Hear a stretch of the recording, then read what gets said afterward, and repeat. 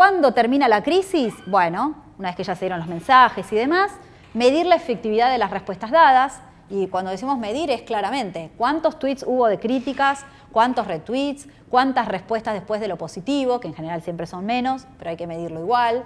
Si hay agradecimientos, digo, esto después nos va a servir para demostrar que la acción que realizamos fue efectiva o no. Revisar el procedimiento. Acá nos vamos a dar cuenta de esto que hablábamos al principio. Intenté llamar a los 2 fulanos que tenía y no funcionaba en el teléfono, no me atendían. O intenté buscar las cuentas de las redes y no las tenía a mano. En fin, ya ahí podemos empezar a detectar si todo lo que nosotros teníamos planificado funcionó o hay que cambiar algún procedimiento.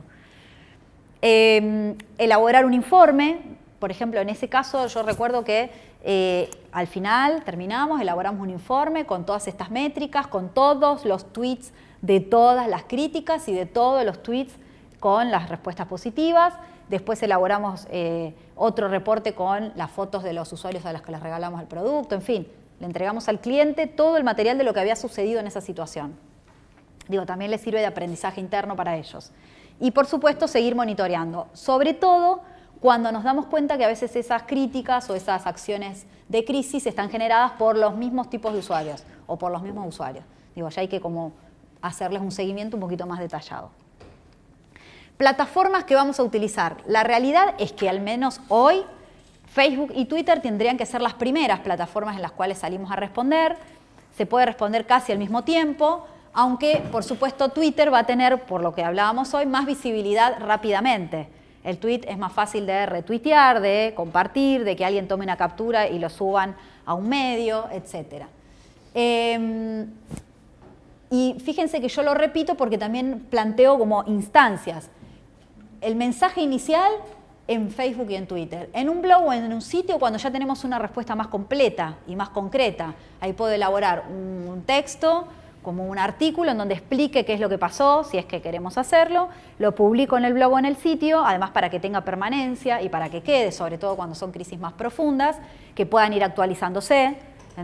La otra vez, también con el avión que se cayó en Malasia, uno entraba al sitio del aeropuerto y permanentemente se iba actualizando con fecha y horario la información.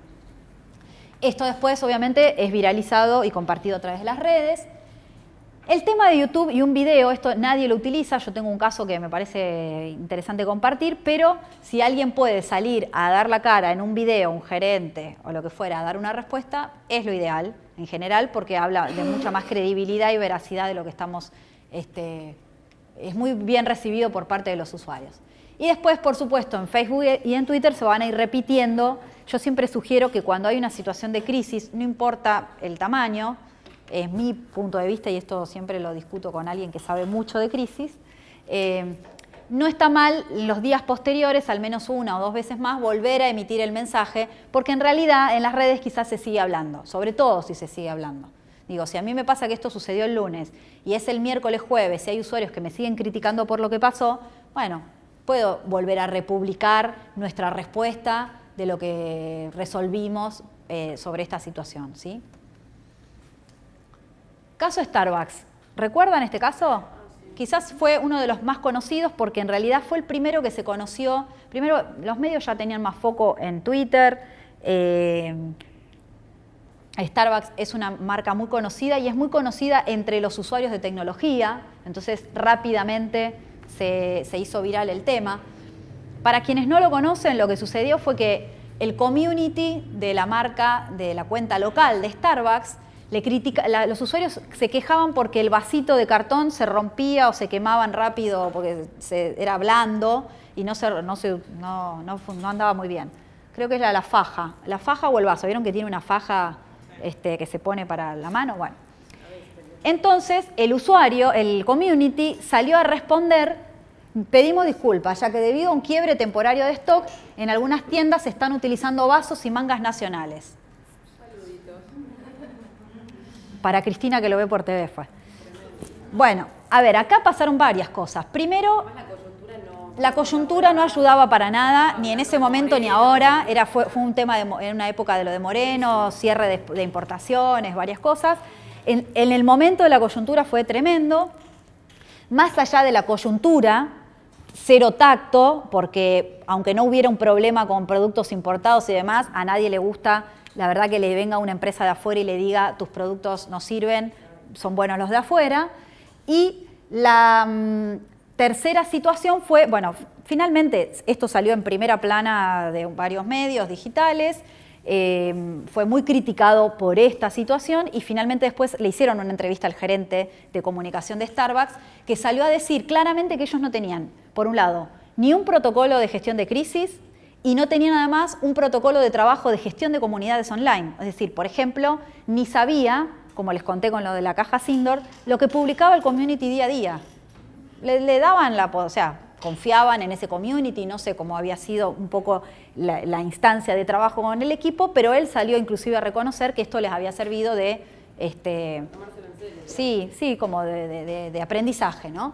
Pero fíjense... Hay algunas marcas que por el negocio que tienen se ven como a sí mismas muy lejos de situaciones de crisis. Claro. Las marcas de consumo masivo en general, algo que sean alimentos, qué sé yo, pero hay muchas situaciones. Obvio, hay muchas, pero hay muchas. Hay otras industrias que están más expuestas. Sí. Con potenciales crisis en el laboratorio. Sí, o las de servicios, eso tienen más claro. Es verdad que las marcas, y aparte una como esta que es amigable, ¿no? Que está todo bien, que está todo divino. ¿Qué problema vamos a tener nosotros que vendemos café? Totalmente. Bueno, no lo traje al caso, pero hace muchos años pasó también con la marca Nestlé. Fue un caso muy conocido, pero muy conocido y ya hace varios años, en donde Greenpeace salió a criticarlos por el uso de un producto dentro de sus golosinas Kit Kat, que supuestamente ese producto natural se extraía de un alimento, imagínense lo que fue eso, a ver, pues me cuesta hasta contarlo. Nestlé utilizaba un producto natural en una región del África que esos productos eran alimento de los gorilas. ¿Sí? O sea, los gorilas en su hábitat habitual comían unas ramas y en esas ramas había un aceite que era utilizado para Kit Kat. Exacto. Bueno, obviamente estaba Greenpeace detrás en toda la acción de crítica, pero o sea, esa crítica de Greenpeace, y digo que ya tiene toda una maquinaria, digamos, interesante de comunicación y demás, obviamente se empezaron a sumar todos los usuarios. Pero ¿cuál fue el factor de crisis? El factor de crisis fue que cuando salieron las primeras críticas de los usuarios en el muro de Facebook de Nestlé, el community salió a decir, salió a pelearse y a insultarse con los usuarios. No sé cómo fue la situación, pero ni siquiera, ya excedía hasta las decisiones políticas de la empresa. O sea, el propio community salió a pelearse. Bueno, eso explotó, duró muchísimo, porque además de resolver la situación de crisis chiquita que tenía que ver con cómo el community había respondido, tenían una situación de empresa, que era qué hacían con el aceite ese, qué hacían con Nestlé, qué hacían con el Kit Kat, qué hacían con Greenpeace. Es decir, ya era una situación compleja. Digo, pero a veces por esa pequeña cosa puede explotar toda una situación compleja, ¿no? Marina, tengo una pregunta. Pensando también en la estrategia 360, nosotros en la maestría también vemos en la materia de asuntos públicos que ante una crisis de comunicación tenés que llevarlo de la esfera pública a la esfera privada, tratar de girar la conversación a la esfera privada. O sea, obviamente responder, porque tenés que dar una respuesta sí. si el mensaje ya es público, pero tratar de llevar la crisis al ámbito de lo privado. ¿Cómo hacer? ¿Al ámbito de lo privado? ¿A cómo te referís? ¿Interno dentro de la empresa?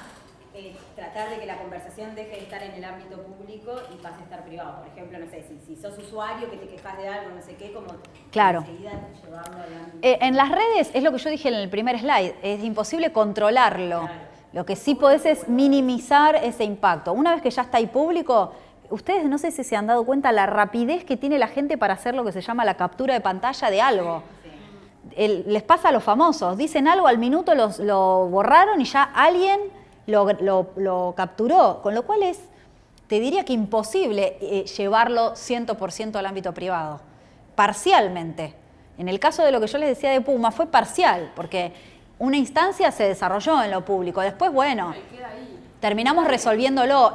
Yo creo que el gran tema es para salir bien parado, y obviamente que ahí depende mucho el problema que haya habido, de la marca y todo lo demás, es ser lo más transparente posible a la hora de dar una resolución.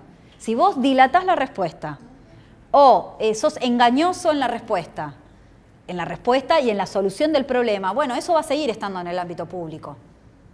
Y la realidad es que, en realidad les muestro este ejemplo. Este ejemplo es hace muchos años, año 2009, imagínense, un montón de tiempo. La empresa Domino's, que tiene pizzas en Estados Unidos, que es conocidísima, dos empleados se grabaron en uno de los locales haciendo asquerosidades con la comida y la subieron a YouTube. O sea, eran además de dos sonsos, porque eran haciendo eso, también eran sonsos al pensar de que subiéndolo a YouTube lo iban a ver sus amigos nada más, ¿no? Bueno, yo siempre pongo las cifras, ¿no?, de ese momento para que fíjense, para que vean el impacto. Eso fue una noche que ellos lo subieron, eran quienes trabajaban en el horario de noche, ¿no? Bueno, a las pocas horas ese video tenía 1 millón de visualizaciones. Eso fue durante la noche. Cuando al otro día el presidente de la compañía va a la empresa a trabajar, lo estaban esperando todos los medios nacionales para hacerle una entrevista. El hombre ni sabía lo que había pasado porque él no tenía redes sociales, la empresa y la marca no tenía estrategia en medios, no tenía redes, no tenía ni Facebook ni Twitter. Y ya todo esto había sucedido durante toda la noche y había salido en los programas de tele a las 6 de la mañana en la cadena nacional. El tipo estaba ahí esperando, fue reconocido el caso. Y estaban todas las cámaras. Bueno, el hombre no supo qué responder, no sabía nada. Bueno, ese día se enteró, por supuesto echaron a los empleados tal y tal. Y finalmente a la tarde él graba un video en YouTube. Por eso yo les decía que a veces el video es importante. Él había salido en cadena nacional en Estados Unidos cuando le hacían las entrevistas, más el video de las asquerosidades. Y él graba el video en YouTube para dar respuesta, para dar respuesta de que no, digamos, no había sabido lo que había pasado, pide miles de disculpas. El video es muy interesante, es divertido porque se lo ve como tratando de dar respuesta a algo que era imposible. Que por supuesto, después de 6 meses apenas había tenido 700.000 visualizaciones. Digo, el impacto de la respuesta siempre es mucho menor que el de la crítica, eso lo tenemos clarísimo. Pero lo interesante es después cuando uno hace seguimiento de estas cosas, además de que él dio la cara y dio la respuesta y demás, ellos obviamente implementaron una estrategia en medios sociales que implicó la apertura de las redes, tener una estrategia de contenidos, de seguimiento, y él después hizo muy a lo norteamericano, hicieron toda una acción en donde en realidad habían detectado que la gente además se quejaba de las pizzas. A partir de esto surgieron críticas de las pizzas. La gente decía que venían duras a veces o frías, no me acuerdo qué era, y él iba en persona con la pizza a entregarla en el delivery, lo grababan con el video y la gente diciendo, no, ahora la pizza está riquísima y no sé qué. Bueno, estuvo muy bien y de hecho hoy en día son una de las marcas que mejor trabajan en redes sociales con mucha inversión, mucha apuesta y todo lo demás, ¿no? Claro, como que más que el foco en rápidamente irte a lo privado es gestionar bien lo público. Es gestionar bien lo público, con rapidez, pero además con una decisión que uno busque que sea satisfactoria para el usuario, no para nosotros, porque ese es el problema. En general uno quiere, para zafar rápido y, viste, bueno, resolvemos, no, tiene que de verdad, ahí es un sacrificio de la empresa o de la marca para que satisfaga al usuario. Acá la empresa, ¿viste Calza? La empresa de levadura. No, sí, pero no sé qué pasó. Echaron a 3 empleados de la planta y los compañeros de trabajo, para pedir la reincorporación de los empleados, se quejaron, armaron un pene gigante con levadura, se subieron a Facebook y armaron un blog. No sabía. La empresa, en vez de tratar de solucionar lo que estaba pasando, decidió desvincular a los que habían hecho el pene gigante de levadura. Claro. O sea, Claro. cortaron la Panamericana, que grabó cuando está la planta. No tenían estrategia en redes sociales, claro. Una marca tradicional, nunca pensaron que por ese lado iba a... Alguien tuvo una idea medio ingeniosa que fue hacer eso. Sí. Se parramó por todos lados, llevó a los noticieros. Mirá, no sabía. Bueno, pero a veces, cuando pasan cosas que tienen que ver sobre todo con recursos humanos, es muy difícil eso, porque primero que el área de recursos humanos tiene que estar obviamente alertada de que esto está explotando por el lugar menos pensado que es lo digital, que hoy ya debería no ser el lugar menos pensado, hoy debería ser el primer lugar pensado. Necesito un caso que es pre-redes, pero muy famoso, que es el de McDonald's con Escherichia coli. Sí, recuerdo. Que McDonald's se negó en todo momento a admitir el error y a pedir disculpas, incluso con las autoridades sanitarias, que pidieron que lo clausuraran. Y lo pasó sin pedir disculpas y haciendo otro tipo de acciones, como pagarle a edad para que se coma una hamburguesa en vivo en la televisión y ese tipo de cosas. Sí. ¿Hoy sería posible eso o no pasar de la así sin no pedir disculpas? Yo creo que en realidad sí pueden hacerlo sin pedir disculpas, porque es una decisión de la empresa. Yo creo que sí, pero por una decisión personal de la empresa, digamos, por una decisión interna de la empresa. Lo pueden hacer, o sea, poder o no poder, sí, lo pueden hacer. Que no corresponda o que no quede bien o que no sea la resolución efectiva, ahí sí, estamos de acuerdo de que no es la resolución efectiva. Al contrario, deberían reconocer qué pasó y todas las medidas que están tomando, qué es lo, ¿entendés? O sea, Dice, no, de ninguna manera, por norma, yo no voy a admitir que pasó. y ahí no puedes hacer nada, ¿qué vas a hacer? O sea, vos le dirás tu postura y le dirás, mirá, Pero decís otra cosa, digo, haces una intervención proactiva. no, si el cliente dice que no quiere pedir disculpas, se elaborará otro tipo de respuesta. Ponen marquesinas verdes. ¿Qué? Ponen las marquesinas verdes para que veas que son sustentables. Claro, tal cual. Y quiero introducir algo acá que se da un poco con lo que es la gestión de contenidos también. Cuando recuerdan que en algún momento hablamos de los contenidos de coyuntura, estos que no preparamos, digo, en el caso de Starbucks es un contenido de coyuntura, pero es algo que podía haber preparado él, digamos, sabiendo que había muchas quejas. Bueno, es algo que él tendría que haber hablado con su jefe y decir, mirá, se está todo el mundo quejando de esto, ¿qué respuesta vamos a dar? Digo, es algo que no era que le estaba quemando las papas ahí en el momento. Pero cuando también a veces pasa algo que en principio parece positivo y termina siendo negativo. Este año pasó con el Mundial en 2 ocasiones. Marca KLM. ¿Se enteraron algunos? Bueno, la marca KLM, la empresa de aviación KLM, cuando creo que es Holanda le gana a México y lo saca del Mundial, publican rápidamente en su cuenta de Twitter una imagen del aeropuerto, ¿vieron cuando dice salida? Bueno, eso y decía algo así como, no me acuerdo cómo era, estaba la imagen y decía nos vemos en Ámsterdam o algo así, no sé, los chicaneaba a los mexicanos. Bueno, instantáneamente, imagínense, todos los mexicanos salieron a enojarse con KLM y no solamente los mexicanos comunes, sino todos los exitosos actores, García Bernal, no sé quién, empezaron a decir no viajo nunca más por KLM, o sea, ya dice, se armó una bola de nieve que puede ser divertida o no, pero bueno, ya KLM no le interesó mucho. A todo esto se suma Aeroméxico, diciendo, acá le ponen la foto de llegada, acá siempre serán bienvenidos o algo así, o bienvenidos los jugadores. Bueno, ya se armó toda una guerra de situación, pero fíjense cómo algo que pretendió ser gracioso para tomar la coyuntura, el momento, les explotó por un lado complicado. De hecho, después tuvieron que salir a pedir disculpas. O sea, hubo un pequeño comunicado de KLM diciendo no pretendimos ofender a los mexicanos, bla, bla, bla, bla, bla. Y lo mismo pasó con McDonald's con la mordida de Suárez. McDonald's Uruguay salió a publicar rápidamente algún tuit que decía como, bueno, si tenías mucha hambre en realidad tenías un Big Mac, le pone, o algo así, ¿no? A Suárez.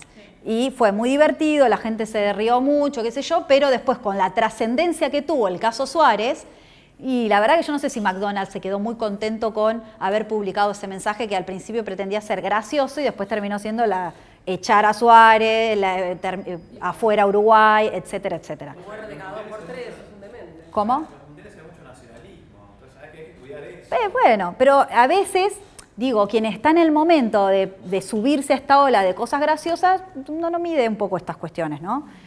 Como algunas veces sí han salido bien, en el Super Bowl en Estados Unidos hay muchas marcas que han utilizado lo que sucedía en el partido para hacer tweets y demás y han salido buenos. Pero digo, ahí se mezcla, por un lado, la creatividad que pueda ser divertida, los temas de coyunturas para subirse y sumar comunidad y al mismo tiempo una posible situación de crisis. Digo, ese equilibrio es difícil a veces de mantener con todas estas cuestiones. Bueno, este era el más conocido de Crisis. ¿Ustedes lo conocen? Este es viejísimo. Este es año... Lo tengo que buscar el nombre, pero es principios de la era 2.0, principios de hecho de YouTube. Fue un pasajero de United que mientras estaba embarcándose en un avión a un viaje ve a través de la ventana cómo su guitarra que habían obligado a despachar en bodega era tirada así al piso y él suponía ya que se había roto, ¿no? Cuando llega a destino se da cuenta que su guitarra se había destruido, va a quejarse al mostrador de United diciendo, miren, yo los vi, yo pedí que llevarla en la cabina, me dijeron que no, etcétera, no les dieron bolilla y él crea una canción que es como música country, en donde cuenta toda esta sucesión de hechos, lo cuenta en la canción, es muy graciosa y fue muy, pero muy viral y de hecho ganó mucha plata por subirla a iTunes, ¿no? Pero en su momento United fue muy criticada porque obviamente la gente salió a decir, a mí me pasó lo mismo, mi valija llegó rota o bla, bla, bla, bla, ¿no? Que salió el presidente de la compañía. Sí, fue, pero aparte fue largo el caso porque desde que él subió la canción hasta que le dieron una respuesta tardó mucho tiempo la situación. Y aparte él cuenta, hasta creo que menciona los nombres de las personas que lo atendían mal. Decía, me atendió Susanita y me dijo que no me iba a dar bolilla, bueno, en fin. Bueno, vamos a ir cerrando. No, todavía tenemos. Bueno, vamos a hacer foco en esto. Te hago una pregunta, algo que por ahí no es tanto una crisis, pero una crítica constante, ¿cómo se maneja? Yo, por ejemplo, en Instagram sigo a Rapsodia porque me gusta y veo que publica fotos que no tienen nada que ver y cada tanto muchas mujeres le contestan, buenísimo, pero es una marca inaccesible, es demasiado cara, yo tampoco la puedo comprar, y empiezan como a ver un montón de comentarios todo el tiempo de eso, que no les responden nada, pero ¿cómo se maneja? Y pasa que ahí es difícil porque es algo que no... El target de la marca probablemente no sean esas personas. Sí, a ver... Viene el sale. tenés el outlet en Córdoba y Aguirre. No, por ejemplo, el otro día publicaron un evento exclusivo para ventas como más VIP y todas enojadísimas. O sea, a mí no me invitaron, a mí no me invitaron. Bueno, ahí es difícil. No, a ver, yo creo que efectivamente en algo, una crítica sí es difícil porque vos es esto, apuntás a otro target con un precio. Se podría llegar a hacer algo, eventualmente una acción en donde la marca decida hacer un concurso, hacer alguna cosa que pueda involucrar a todas las seguidoras y las potenciales clientas, digamos. Se podría llegar a hacer. Eso seguramente no va a conformar a todas las que permanentemente dicen que está muy caro. Claro, pues no les respondes nada. Claro. Pero si les vas a responder, las tenés que responder con una propuesta. Si les va a responder, uy, qué pena, no puedes pagarlo, o sorry, le pones sorry, esa sería la respuesta adecuada de Rapsodia. Sorry, Gord. No te sirve. Le vas a responder siempre y cuando tengas una respuesta, si no para algo así. Ante la no respuesta, obvio, no respondes nada. No. Siguen así. Como El tema es más cuando en realidad tenés para responder y no respondés, cuando es algo que podés resolver. Esto es casi sin respuesta, pero porque no tenés mucha solución, salvo que hagas una acción especial y que no sea tu camino, tu objetivo de venta. Pero cuando el problema en realidad radica cuando vos tenés una posible solución y no la das y que la dejas pasar, ¿no?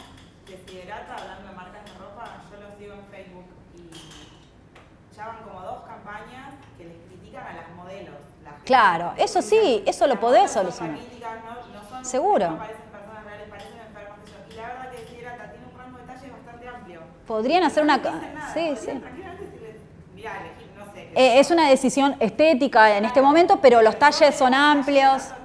Pero no dicen Sí, nada. exacto. Ese es un buen ejemplo. Ese es un buen ejemplo porque ellos tienen con qué salir a responder. Y, independientemente de que no hagan nunca una campaña con una chica que tenga esos talles. Ellos deciden estéticamente hacer esa campaña, pero sí tienen el producto accesible para ellas. A mí me hacen acordar a la marca... creo, no quiero equivocarme, pero creo que es 47 Street. Justo en la época del Mundial, un día estaba tomando café ahí en el Alcorta y veo la vidriera, estaba toda ploteada con el diseño de la promoción, toda con Go Argentina, decía.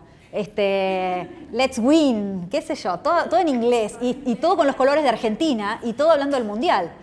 Entonces, claro, bueno, yo hice algunas críticas a través de Twitter y encima después creo que entré a ver la ropa y cuando yo hago esta crítica una usuaria me responde y me dice sí, y además de eso no es nada, me pone. Pero además mirá, y me tuitea una foto donde ella había sacado la foto de una remera con toda una imagen estampada como de una niña, era una ilustración de una nena,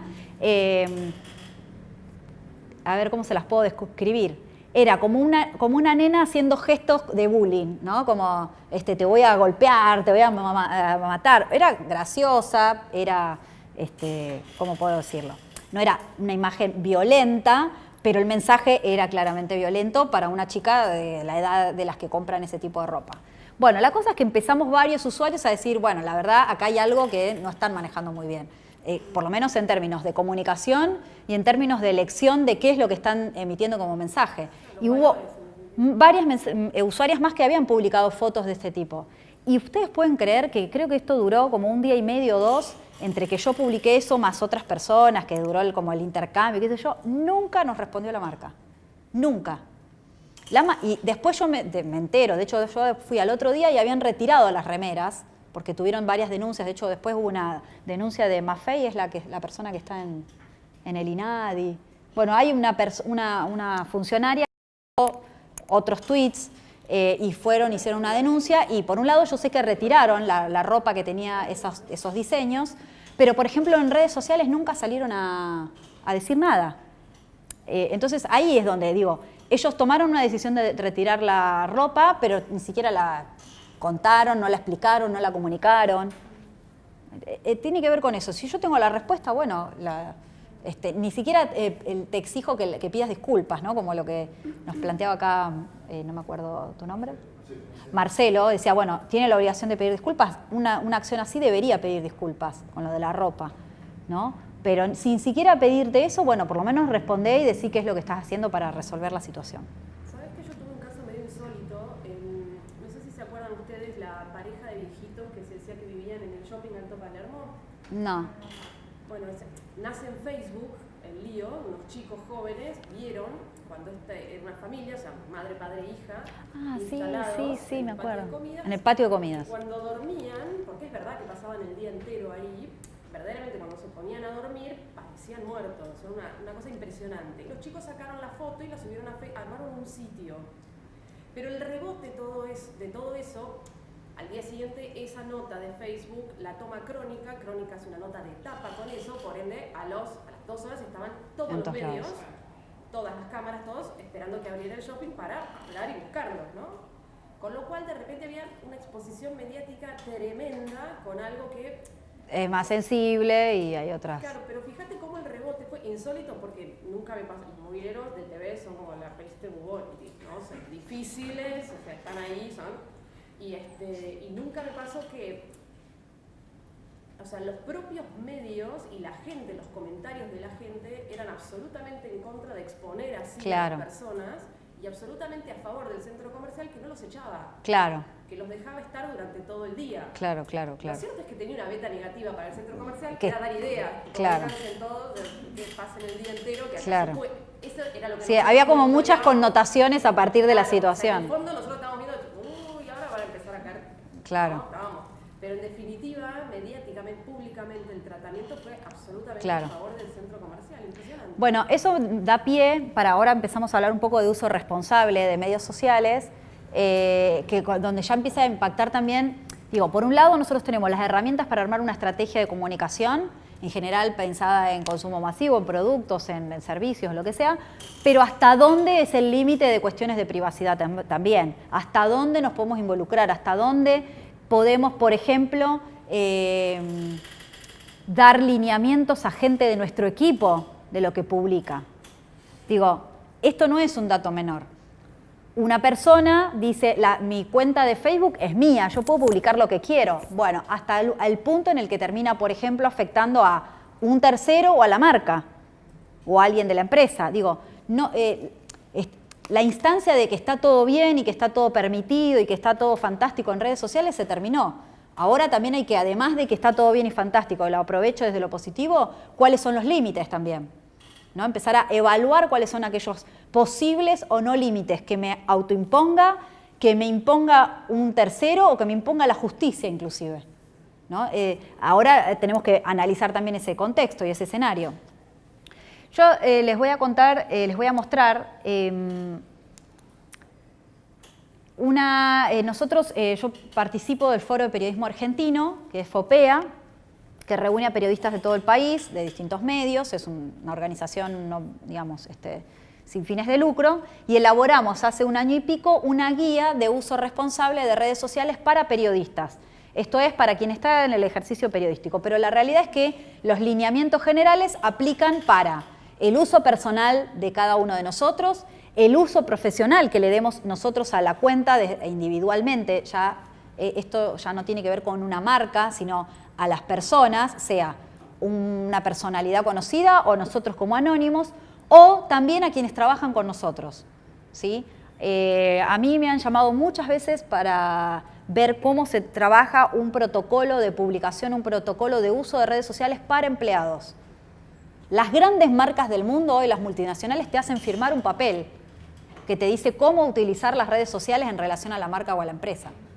Digo, o sea, acá todavía no pasa tanto, creo que acá IBM lo hizo y algunas más. Los medios no lo quieren hacer con sus periodistas porque tienen miedo que los cataloguen de represión y todo lo demás, pero en grandes multinacionales vos firmás dentro del contrato, como también se firma cláusulas de confidencialidad y de exclusividad o de lo que fuera, ya se ponen ítems relacionados a cómo vamos a utilizar las redes sociales, aunque sean personales, digamos, aunque sea la que dice Vanina, ¿sí? Ustedes saben que ha habido más de un caso de despidos, muchos públicos y muchos privados. Yo hablo mucho con abogados que se dedican a informática. Me invitan mucho a dar charlas a la universidad, unas jornadas que se hacen de seguridad informática, de privacidad y demás, y ellos se dedican a tomar estos casos, que en general son privados, no salen a la luz pública, en donde, por un lado, ellos tienen como clientes a las empresas que vienen y le dicen, mira, este empleado nos está diciendo de todo en Facebook, nos critica al jefe, qué sé yo, ¿cómo podemos hacer para echarlo? Así de claro. Y por otro lado, tienen también clientes que son aquellos que han sido o despedidos o amenazados o una acción coerciva para que no publiquen tal o cual cosa. Para mí, la gran solución inicial, no completa, pero inicial de esto es tener en claro cuestiones con las personas con las que trabajamos respecto del uso de las redes sociales. Si yo tengo gente a cargo o es mi empresa o son mis empleados o eventualmente si es mis colegas, hablar de esto y poner sobre la mesa qué cosas se pueden publicar y qué no.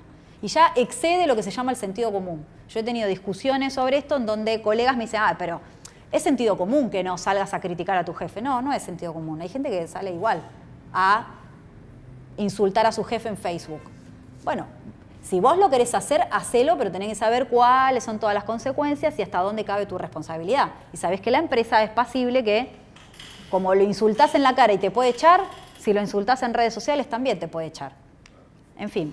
¿No hay una norma ahora anunciada de la Nación que quiere alinear las cuentas de los periodistas? ¿Cómo? ¿Una qué? Que va a alinear las cuentas de los periodistas de la Nación. Alinear. Sí. No, la Nación lo que está haciendo es verificar las cuentas con Twitter. Esto quiere decir, las hace oficiales a través de Facebook. No van a poder publicar cualquier cosa, ya dejan de ser cuentas privadas. No, la lógica es así. Las cuentas son públicas, siempre. Digamos, no tiene razón de ser de que sean privadas. Es decir, que el contenido los vea internamente solamente un equipo. Lo que hacen algunas empresas de medios es asociar tu nombre de usuario a la marca. Por ejemplo, CNN. CNN tiene CNN Vanina. Y yo aparte puedo tener mi cuenta de usuario de Twitter de Vanina. Entonces, todo lo que publico en CNN Vanina es propiedad de CNN, está alineado a lo que dice CNN y cualquier cosa que yo diga dentro de esa cuenta que está asociada a CNN puede ser usado en mi contra. Si yo te tengo que decir la verdad, para mí eso es simplemente una cuestión casi formal y de organización. Porque si vos en tu cuenta Vanina igual decís algo que no está de acuerdo a CNN, igual te van a venir a agarrar de los pelos. ¿Se entiende? Que lo que habían dicho era eso, en realidad, como que las cuentas personales de cada periodista tenían que estar alineadas con las del medio. Eso dijeron en otra clase, no me acuerdo. El tema es así, hoy los medios, y esto te lo digo por conocimiento de causa, porque yo elaboré esta guía y una de las personas que miró esta guía es uno de los gerentes de contenidos de La Nación que está en FOPEA. Los medios hoy necesitan que los periodistas, en este caso los periodistas, pero trasladen la misma lógica a otras empresas. Lo digo en el caso de los periodistas porque tienen además una doble función que es utilizarlo como canal de cobertura, de comunicación, etc. Pero la premisa inicial es que cuando yo tengo una cuenta de Twitter, por ejemplo, que es al público, donde yo me expongo, y donde mi nombre ya empieza a estar asociado, aunque yo no lo ponga en la descripción del perfil, ya me conocen que trabajo en La Nación. Y si no me conocen en algún momento lo van a saber. Todo lo que yo publique ahí siempre va a estar asociado a la marca. Entonces, por un lado está mi decisión personal individual como no trabajadora de una empresa, sino como Vanina, que tiene una cuenta de Twitter y yo puedo hablar de la hamburguesa que me comí en la esquina, del viaje que hago de vacaciones y además la utilizo para ir a cubrir lo que pasa en el Congreso. ¿Sí? Lo que está haciendo hoy La Nación o lo que va a hacer, y si es que lo va a hacer, o lo que hizo CNN es que me diga a mí, bueno, mira Vanina, a partir de ahora esta cuenta, si la personal tuya la querés utilizar para además hacer cobertura, úsala, pero por obligación la de cobertura es esta que te vamos a crear nosotros. La que nosotros vamos a comunicar, promocionar, informar es esta, no es esta. Digo, ya hay como una cuestión más bien de organización. Ahora, a los hechos legales, y esto sí se los digo por estar hablando con abogados, es si yo igual meto la pata en la mía personal, a mí me van a venir a agarrar igual del cuello. Aunque en la personal yo diga la frase típica, ponen todo lo que pongo acá es de mi, ¿cómo es? De mi propia opinión y no involucra a la empresa. Aunque yo ponga eso, cuando yo vaya a juicio o cuando me metan un abogado, igual voy a salir perdiendo. ¿Por qué? Pero porque esta es casi una instancia hasta, pasémoslo al mundo offline. Es lo mismo que yo te insulte en la calle y me pelee en la calle que adentro de la empresa. Es lo mismo si ellos a los efectos quieren tomar una decisión. Después que el juicio sea largo, que se peleen y que el día después, no sé, lleve testigos en donde yo nunca lo insulté y un día nos peleemos, no sé cuál puede ser el caso, pero digo, por lo menos hoy lo que está pasando en términos de experiencia en muchos casos del mundo y locales es que te tenés que cuidar en lo que decís en redes sociales, básicamente es eso, que todo lo que vos digas puede ser utilizado en tu contra en menor o en mayor escala y que vos tenés que ser responsable de lo que decís. Y otra premisa inicial, todo aquello que vos no quieras decirle a alguien en la cara, no lo digas tampoco en redes. La gente sigue pensando que en redes no va a haber nadie o no sé qué, y no. ¿Sí? Vamos a ver alguna de estas cuestiones. Por ejemplo, bueno, esta es una vieja viñeta que me gusta porque antes hablaba solamente de los blogs, porque parecía que el único espacio de exposición era tener un blog y ahora también pasa con cualquier red social, ¿no? Es, ¿lo publico o no lo publico? O sea, al instante de dar enter o de tuitear o de publicar un mensaje, es el momento en el que tomás la decisión de si te exponés o no con un mensaje, ¿sí? En esta guía nosotros lo que hacemos, y esto lo aclaramos, que son recomendaciones. Después, dentro de estas recomendaciones, les puedo asegurar que cuando lo he debatido con colegas, cada uno discute el punto que le resulta más sensible al respecto y en donde no quiere claudicar, digamos, en donde en La Voz del Interior pasó en Córdoba que la empresa bajó un lineamiento para firmar y hubo gente que se negaba a firmarlo. Bueno, esos pues ya son temas más internos de la empresa. Digamos, en donde hasta dónde yo como empleado me puedo negar a firmarlo, hasta dónde yo como empresa puedo obligar a hacerlo firmar. ¿Se entiende? Los 7 puntos importantes que nosotros marcamos tienen que ver, por un lado, con principios integrales éticos que exceden a redes sociales, a comunicación, tienen que ver con, vamos a ir poniendo de a uno, algunos casos para entender. Este fue el caso de un productor que era bastante joven, que fue muy conocido, un productor de TN, que un día se le encontró esta publicación en su cuenta de Twitter que decía nenas gitanas en la línea C llenas de piojos y mugre haciendo más mugre. Claro, ¿qué pasó? Esto se viralizó y lo que ocurrió es que cuando uno entró después a mirar la cuenta de esa persona, vivía diciendo esas cosas. O sea, no era, bueno, un día estaba como loco, que venía enojado del trabajo y publicó. No, todo el tiempo publicaba ese tipo de mensajes. Bueno, lo despidieron de la empresa, eso está claro. Digo, cuando estamos hablando de cuestiones que le podemos llamar ética integral, digo, discriminar, insultar, contenido xenófobo, ahí ya no tenemos discusión, digamos, y la empresa tampoco tiene discusión en este caso, y los usuarios a la hora de criticarlo tampoco tiene discusión. Cuando hablamos de una, es decir, esto ya es como más claro, ¿no? Pero a veces tiene sus bemoles porque, por ejemplo, he visto tweets, he recolectado casos de tweets, por ejemplo, de periodistas que hacen periodismo deportivo, en donde se amparan bajo la cuestión esta de que bueno, el deporte, el fútbol es caliente y apasionado y todo lo demás, entonces insultan a alguien y bueno, no, pero digo, se supone que tenés que tener una ética profesional, que vos hablás después de este fulano, sea el director técnico, el arquero o lo que sea, bueno, tenés que saber que en algún momento esto te lo puede reclamar alguien, sea o el entrevistado o la empresa o quien sea. Vos sos de alguna manera la cara de la empresa, ¿no? Ahí dice, perdón, que hay un organismo que es la Defensoría del Público ahora, ¿no?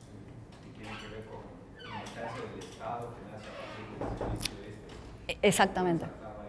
Exactamente. Que hasta ahora en realidad no se hacía foco en lo que pasaba en redes, porque esto era más laxo. Se planteaba que las redes son personales, uno dice lo que quiere, es de uno, y en cambio si lo decía obviamente en tele o en un artículo de diario, estaba mucho más visible. Hoy en día esto también es tomado como parte de material en tu contra si es que lo decís, ¿no? El otro punto, cuando hablamos de uso profesional, como la recomendación es, para no cometer algunos errores, lo importante es saber bien cómo se utiliza la herramienta, tanto desde lo técnico como conceptual. Es decir, por ejemplo, en el caso de Twitter, saber utilizar el retweet, saber utilizar el copia, cómo me dirijo al otro, un DM, todo ese tipo de cosas nos puede significar tener una exposición negativa o positiva. No sé si recuerdan el caso de Lubertino. Lubertino, la legisladora, cometió varios errores por desconocer la herramienta, por ejemplo, pensando que mandaba mensajes privados y en realidad los estaba mandando públicos con cosas terroríficas. Muchas. Ella cometió varios de esos errores. Después hubo un momento que ya cuando vio que nadie le creía que cometía errores, dijo que la habían hackeado, en fin. Pero digo, a veces por el desconocimiento real del uso de una herramienta podemos cometer un error que nos pueda costar caro. Digo, por lo menos aprendamos a usar bien la herramienta. Ahí eliminamos posibilidades de problemas, ¿no? Vamos a ver, por ejemplo, un caso. ¿Cuál era? Bien, bueno, por ejemplo, este me parece interesante porque va de la mano de lo que hablábamos de CNN. Esta editora de asuntos de medios de Oriente de CNN publicó en su cuenta relacionada al medio, por ejemplo, lamentó en un momento que había fallecido un líder del Hezbollah. ¿Sí? Ella lo comenta como una especie de, digamos, comentario al pasar, y eso claramente no iba con la línea editorial de lo que la CNN quería publicar. ¿Puedo estar de acuerdo o no? Puedo llegar a decir, bueno, pero es su opinión personal o no. Bueno, pero era la editora de información de Medio Oriente. Bueno, fue despedida después de ese mensaje, ¿no? Digo, vos tenés que saber que si estás trabajando para ese medio y tienes esa línea editorial y te están dando ciertos lineamientos, bueno, si usás la cuenta de Twitter para decir otra cosa distinta, existe la posibilidad de que tomen cartas, digamos, en tu contra. Este fue un caso muy conocido cuando todavía la gente publicaba, cualquier rumor se creía en Twitter. El periodista Pablo Sirven de La Nación, periodista de opinión y de espectáculos también, publicó en Twitter que había fallecido el escritor José Naroski. A él le había llegado un rumor y quería ser el primero en publicarlo, y en esa época no se hablaba tanto del chequeo de la información a través de Twitter, cuando en realidad debería existir en cualquier ámbito, y en definitiva no era él, había sido el hermano de Naroski que había fallecido, que no recuerdo qué profesión tenía, y tuvo que salir a desmentirlo a través de su cuenta. ¿Qué pasa con lo que es identidad del usuario, que va de la mano de lo que hablábamos? Hasta hace algún tiempo se proponía esta división de aguas de los perfiles, el más profesional y el más personal. Yo en el personal supuestamente podía decir y hacer todo lo que quiero, y en el profesional me cuido. Yo particularmente estoy en contra de que eso suceda. Yo soy la misma persona. Sí lo puedo hacer por una cuestión de organización del contenido. En eso sí puedo estar de acuerdo. Es decir, si yo soy alguien que hago muchas coberturas a través de Twitter, puedo decidir tener uno para esas coberturas para no molestar a toda mi red de amigos o conocidos con los quienes hablo de otros temas. Pero no por una cuestión de, en esto me muestro de una manera ética y profesional y de esta de otro. Porque en definitiva la gente te asocia igual y te va a venir a reclamar lo mismo, ¿no? Bueno, los periodistas, cualquier persona tiene que saber que cualquier cosa publicada repercute no solamente en su reputación personal, sino a la de la marca de la empresa en la que trabajamos, ¿sí? Hay quienes tienen cuenta única y comparten publicaciones personales, y hay otros que buscan dividir este contenido en dos cuentas, ¿no? Pero a lo que yo me refiero con esto es, más allá de la decisión que tomes, tu identidad siempre es la misma, digamos. Esto que hablábamos de este productor, que en definitiva cuando empezaste a ver todo el perfil, bueno, ya podíamos delinear de alguna manera cómo era esa persona en cuanto a lo que publicaba, ¿no? Fíjense acá, este es el caso de una periodista del New York Times que fue a cubrir a Japón una presentación de Toyota y ella, en la espera de la conferencia o la presentación, ella publica que fulano, que era en ese momento la persona de Toyota que daba la conferencia, dice, respondió muy pocas preguntas, ignoró a los reporteros, incluyéndome a mí, que traté de pedir un seguimiento, lo siento, pero Toyota apesta. Vieron que es una frase muy utilizada en Estados Unidos. ¿Cuál fue la crítica y por qué creo que la suspendieron o la sacaron de la cobertura? No porque en principio se hayan demorado con las preguntas, sino porque lo terminaba insultando a la marca. Digo, podés decir lo mismo de otra manera, más profesional, y no afectás al estilo del medio, de la publicación y las relaciones que pueda haber a nivel de comunicación, ¿no? Digo, a veces esto de utilizar la red como algo mío, que puedo decir lo que pienso y lo que quiero, bueno, tiene también sus consecuencias, ¿no? Bueno, acá yo siempre pongo esta imagen porque es muy conocida y porque es una metáfora de lo que sucede, ¿no? Hay situaciones en las que las redes pueden ser peligrosas y, por ejemplo, es cuando estoy enojado, cuando tomé, cuando hay algo que digamos que me excede emocionalmente. El tweet fácil o el enter fácil puede provocar estragos, ¿no? A la hora de equivocarnos. Bueno, en este caso, si bien está más planteado para los periodistas, la relación con las fuentes, ¿sí? Lo traslado igual a otros perfiles. ¿Qué pasa, por ejemplo, cuando yo sigo mucho a personas de un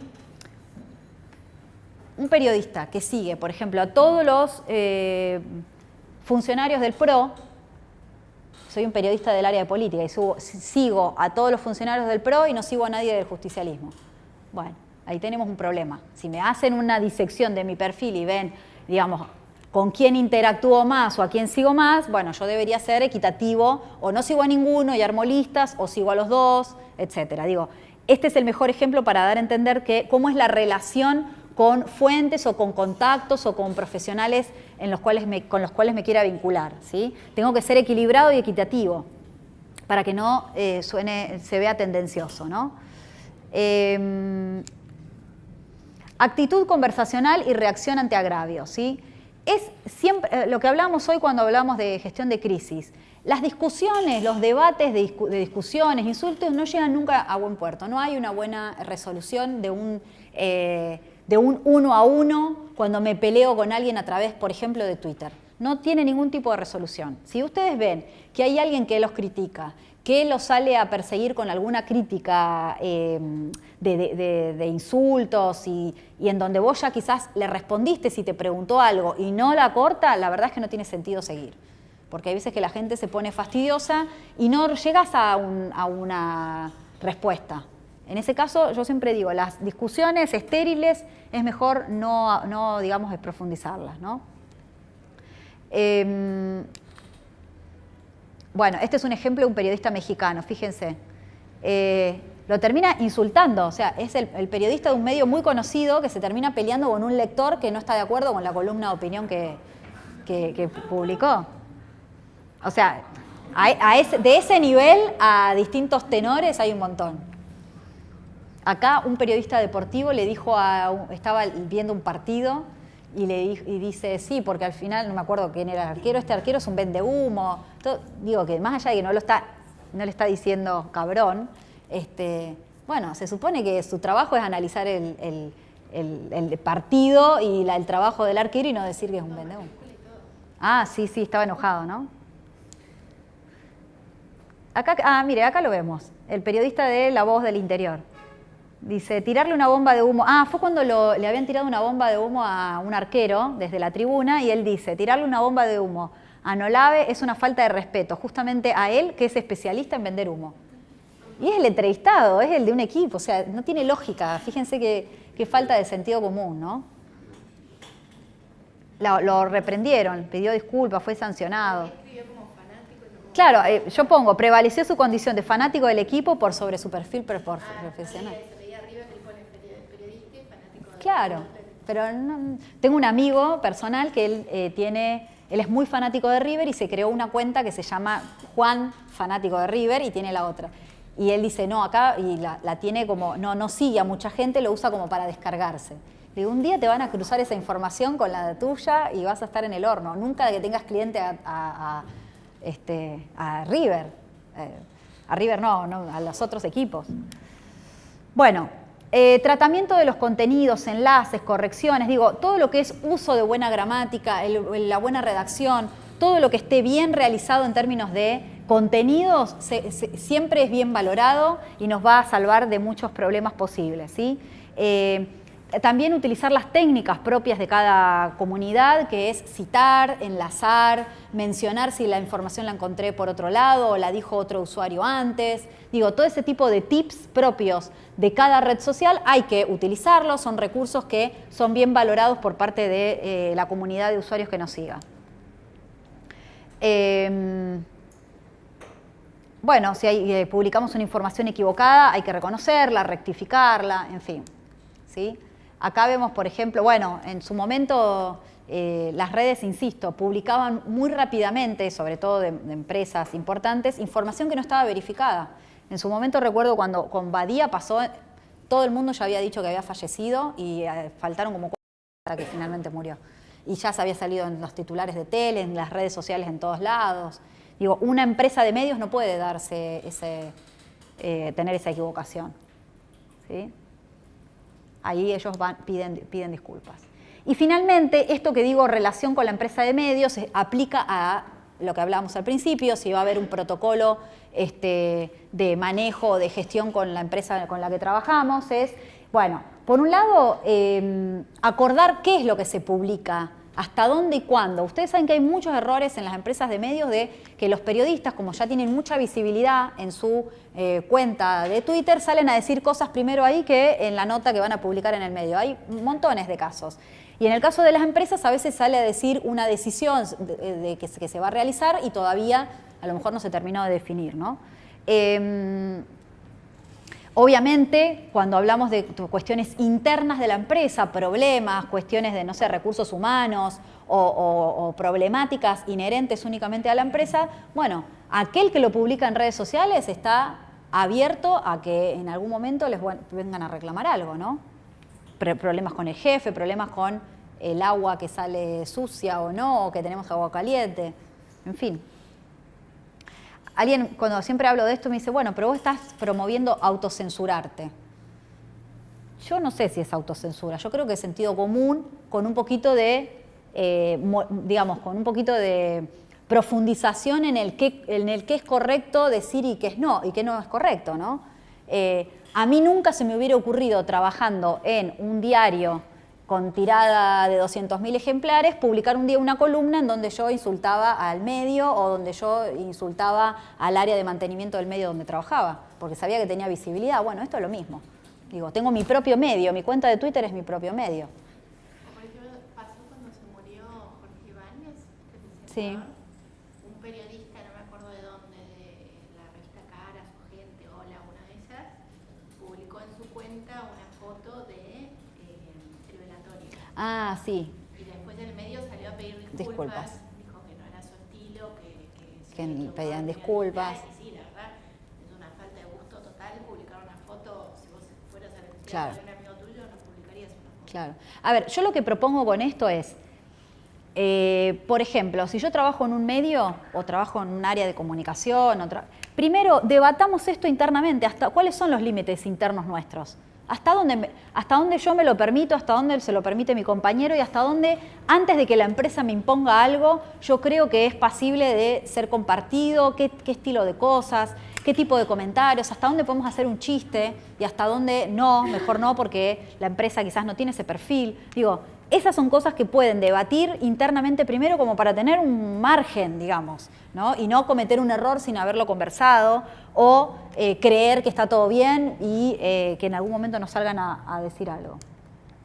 Bueno, acá vemos los últimos casos. Esto fue conocidísimo y fue una brutalidad, ¿no? Un periodista publicó primero en su cuenta de Twitter la portada que tenían para publicar al otro día, en este caso de London Evening Standard, con una investigación.